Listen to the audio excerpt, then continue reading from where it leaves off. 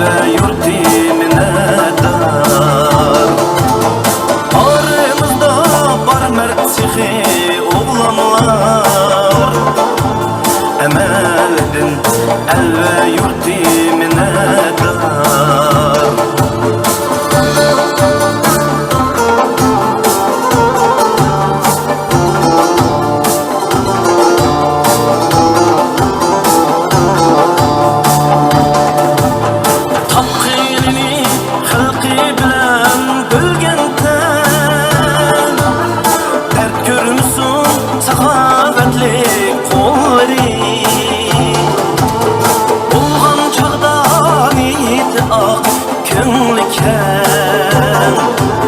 Tar bolmuşsun üzgülüknün yolları,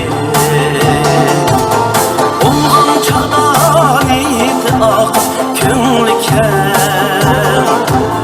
Tar bolmuşsun üzgülüknün yolları.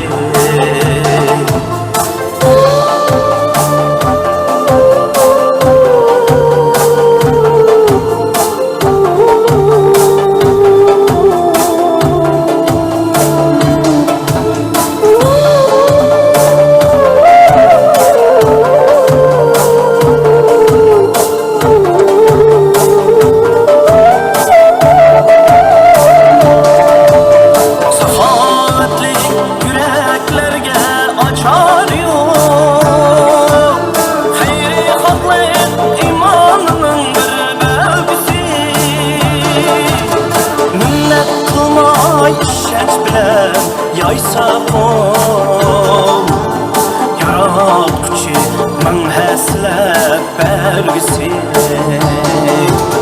minnət qılmay işəc bilən yaysa kol yaratqıcı mən həsləb bərgisi, yaratqıcı mən həsləb bərgisi.